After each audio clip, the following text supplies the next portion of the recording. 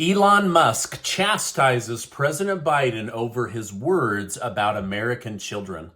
President Biden snaps at a reporter for asking why the man that gave him $5 million for a bribe refers to him as the big guy. Zelenskyy swears that he and Ukraine had nothing to do with exploding the Nord Stream 2 pipeline, which leads the story back to Biden, the CIA, and the U.S. Navy. Thank you so much for liking and sharing these videos. It really helps me out, so thank you so much. The official Twitter page of the White House has posted a clip of President Joe Biden giving a controversial speech for Pride Month at the White House. In the clip, Biden can be heard saying, "These are our kids. These are our neighbors, not somebody else's kids. They're all our kids." Elon Musk responded to the post stating, "You are the government. They are not your kids." Now, I believe in freedom of speech, and each person's entitled to whatever they believe, but you can believe right now that my kids do not belong to the government. Now, Biden's administration loves to act like they care about children, but do they really? Breitbart has reported that the Department of Homeland Security has notified Customs and Border Protection that DNA testing of adults and their children will be ended. Laura Reese from the Border Security and Immigration Center heavily discouraged the decision, stating, "The Biden administration has also recently made the nonsensical decision to stop using DNA testing of suspected fake families at the border. The results are very predictable: a return to more child smuggling, more child recycling, and more child trafficking." So basically what happens is these children are being brought to the United States against their will. And then they're saying, "Oh, this is my niece, this is my nephew, this is my son, this is my daughter." But then they don't DNA test them. They just trust these people, right?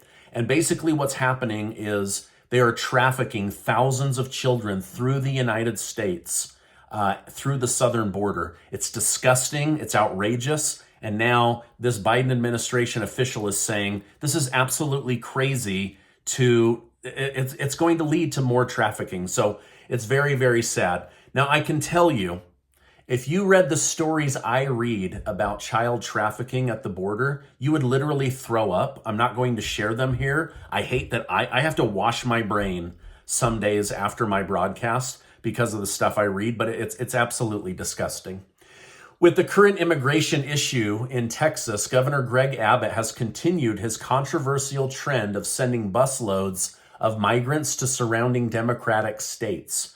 For the first time ever, though, the city of Los Angeles is being targeted to drop off hundreds, if not thousands, of illegal immigrants since they consider themselves a sanctuary city. Now, Abbott defended his decision by stating, "Texas, small border towns remain overwhelmed and overrun by thousands of people illegally crossing into Texas from Mexico because President Biden refuses to crack down on the border. Los Angeles is a major city that migrants seek naturally, so he figures, why not just give them a nice bus ride to California?" As the 2024 presidential election inches closer, many Republican candidates have committed to pardoning Trump if charged for mishandling documents. So it's their way of saying, I support Trump, but then digging at him as if he's going to be thrown in jail. However, former Vice President Mike Pence is distancing himself with a different approach. Pence has committed to reviewing things, but says it's too premature to offer to pardon the former president. Here's what he had to say. He said that he has been a governor and has had to pardon people himself, but that it's too soon to even consider somebody being pardoned until they've actually been jailed or had their crimes found their crimes to be guilty. Now, former President Donald Trump has upped his attack on Biden after he was charged. Just a few days ago, Trump labeled Biden the most corrupt sitting president our country has ever had and claimed he is turning the United States into a banana republic. When looking at the typical characteristics of a banana republic, namely influence peddling, corruption, lack of accountability. Many of these things actually point to the Biden presidency more than the Trump presidency, according to many analysts. While these accusations haven't been proven in court of law, Senator Ted Cruz brought up a good point during a recent interview. He essentially posed a question which asked, if Biden is innocent, why doesn't he allow us to examine the so-called evidence? And that's a fair question, right? If you know you're innocent of something, then let people investigate it. If it's not, then you tell the FBI to cover it, you tell the Department of Justice to cover it, you basically get everybody to collude with you to cover your sins. And so now, with these audio tapes potentially being real and true and released, we're going to find out whether Biden accepted this $5 million bribe. Now, what do you think of these Biden allegations? I personally think, even if he's guilty, nothing's going to happen. DC has a way of protecting their own, and Biden's been a part of DC for 50 plus years. So even if he's guilty, probably nothing will happen to him. But it is a big deal, and I do hope that they will look into it. Now, earlier today, a reporter asked President Biden why the Burisma energy executive who offered to give you $5 million refers to you as the big guy. Biden snapped at the reporter and asked, why do you ask such dumb questions? Jack Teixeira has been charged for leaking military and Pentagon documents to the public and will basically be going to jail after being found guilty of 6 different charges for retaining classified Pentagon papers. New data released today shows hospitals around the country are owed billions and billions of dollars by illegal immigrants getting emergency room care and then never paying their bills.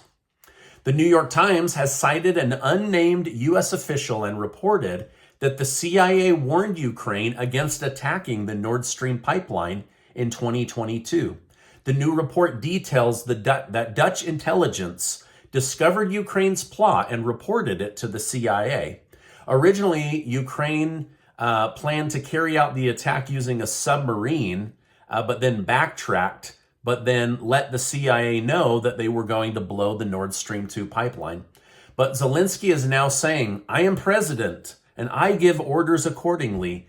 Nothing of the sort has been done by Ukraine. I would never act that way. Now, to be fair, there has been a lot of contradictory reports from multiple sources. So I don't really know what the truth is, but if Zelenskyy is swearing that he didn't do it and neither did Ukraine, then it goes back to the Seymour Hersh story, which says that Biden, the CIA, and the U.S. Navy dive team out of Florida are the ones responsible for the eco-terrorist attack against Germany and Russia.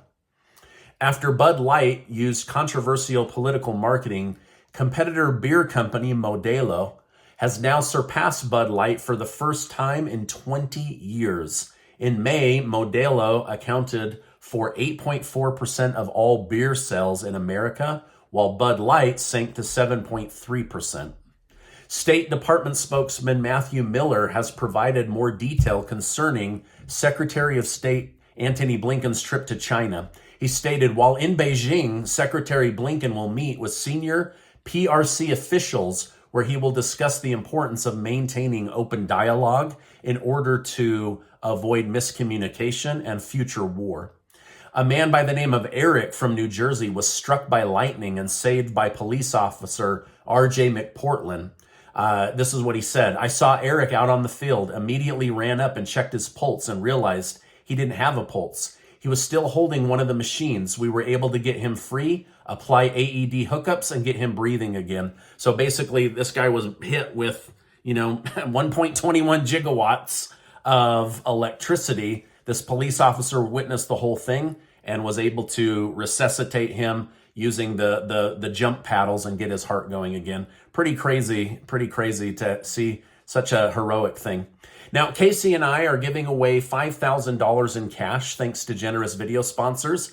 10 of you are going to win, and I'll leave a link down below. Only takes about 20 seconds to go get your name entered.